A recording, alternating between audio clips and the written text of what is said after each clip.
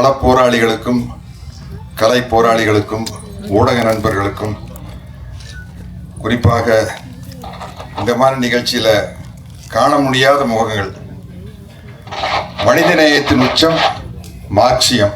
அந்த மார்க்சியத்தை மக்களிடம் கொண்டு சேர்ப்பதற்காக சளைக்காமல் போராடி கொண்டிருக்கும் இந்திய கம்யூனிஸ்ட் கட்சியின் தலைவர் தோழர் முத்தரசன் அவர்களே, புரட்சியாளர் அம்பேத்கரின் வழி நின்று கொள்கை முழக்கங்களை எழுப்பி வரும் எழுச்சி தமிழர் தொல் திருமாவளவன் அவர்களே,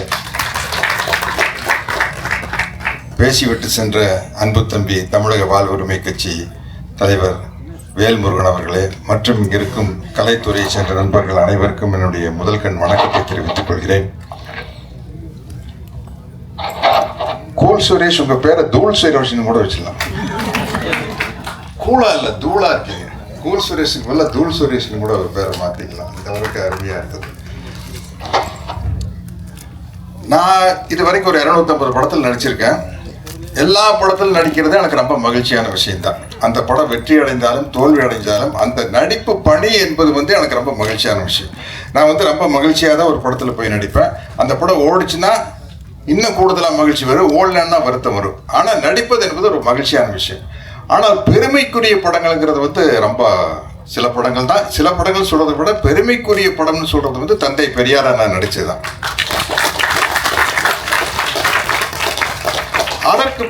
அதுக்கப்புறம் சில பெயர்களை தாங்கி நடிக்கும் போது ரொம்ப மகிழ்ச்சியா இருக்கும். அதாவது படத்து கதைக்கும் புரட்சி தலைவர் எம்ஜிஆர் அவர்களுக்கு எந்த சம்பந்தமும் இல்லை. ஆனால் எம்ஜிஆர் மகன் அப்படிங்கிற படத்தில் நான் தான் எம்ஜிஆர், அந்த படத்தினுடைய கதைப்படி. அதே மாதிரி தோழர் சேகுவாரா கூட என்னை எந்த வகையிலையும் ஒப்பிட்டு பார்க்க முடியாது. அப்படிப்பட்ட ஒரு ஒப்பற்ற புரட்சியாளர் தோழர் சேகுவாராக இருக்கவே முடியாது. ஆனால் அந்த பேரில் நடிக்கிறது எனக்கு மிகப்பெரிய மகிழ்ச்சி. ஏற்கனவே யாரோ சொன்னாங்க தோழர் சேகுவாருடைய கெட்டப்பில் நான் நடிச்சிருக்கேன். புரட்சிக்காரன் அப்படின்னு ஒரு படம் நம்ம வேலு பிரபாகரன் அவர்கள் தயாரித்த படத்தில் நான் தோழர் சேகுவாரா கெட்டப்பில் நடிச்சிருக்கேன். அதே தான் புரட்சிக்காரன் படத்தில் தோழர் சேகுவாரா கெட்டப் நடிச்சிருப்பேன். இந்த தோழர் சேகுவாரா அப்படிங்கிற டைட்டில் நடிக்கிறது எனக்கு ரொம்ப சந்தோஷமான ஒரு பெருமையான விஷயம். இந்த படத்தினுடைய தயாரிப்பாளர் அனீஸும் இந்த படத்தினுடைய இயக்குனர் அலெக்ஸும் என்னை பார்க்க வந்தப்போ சொன்ன விஷயம் எனக்கு அப்படியே புல்லரிச்சிருச்சு. அவ்வளோ மகிழ்ச்சியாக இருந்தது. இந்த கதையை எழுச்சி தமிழர் தம்பி திருமாகிட்டையும் திராவிடர் கழக தமிழர் தலைவர் ஆசிரியர் வீரமணியா கிட்டையும் போய் இப்போ கதையை சொல்லி இதில் இந்த தோழர் சேகுவாராங்கிற டைட்டில் ரோல் அந்த படத்தை இந்த காலேஜினுடைய ப்ரொஃபஸராக நடிக்கிறதுக்கு யார் இருந்தால் சரியா இருக்கீங்களா, தம்பியும் சரி ஐயாவும் சரி சத்யராஜ் தான் கரெக்டாங்க. அதுக்காக உங்களுக்கு ஒரு மிகப்பெரிய நன்றியை எழுச்சி தமிழர் அவர்களுக்கு இந்த நேரத்தில் நான் கூறிக்கிறேன். ஏன்னா அது நடிப்பாக இருக்காது, அது உள்ளார்ந்து வர்ற ஒரு செயலாக இருக்கும். அப்படிங்கிறதுனால என்ன சொன்னது எனக்கு ரொம்ப மகிழ்ச்சியாக ரொம்ப பெருமையாகவும் இருந்தது. எனக்கு இவங்க இந்த சென்சாரில் வெட்டப்பட்ட காட்சிகளெல்லாம் இங்கே போட்டு காட்டினாங்க.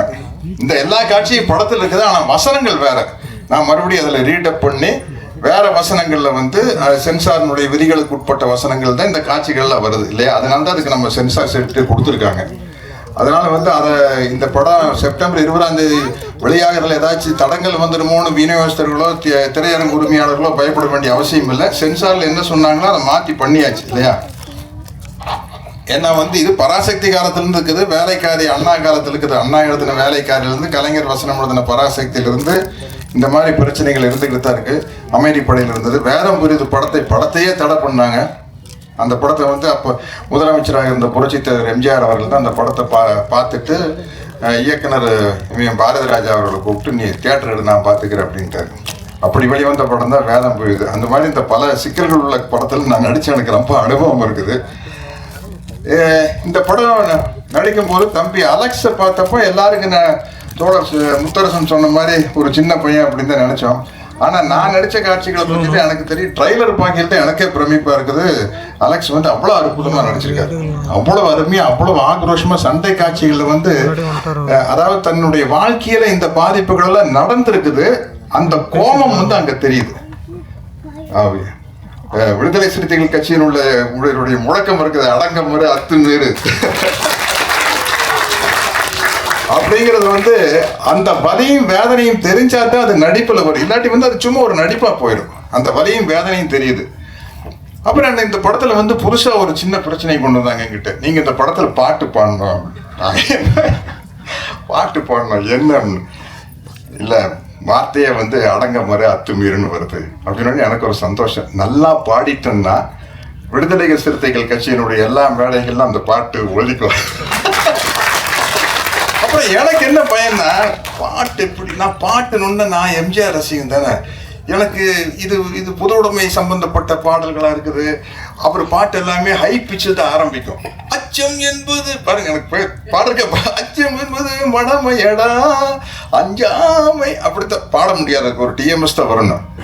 இல்லாட்டி ரொம்ப அழகா தனி உடைமை கொடுமைகள் தீர தொண்டு செய்யடா தானா எல்லாம் மாறும் என்பது பழைய பொய்யடா. சரியா பாட முடியல பாருங்க, இப்படி ஒரு சுருதி சுத்தத்தோட தான் வரும்.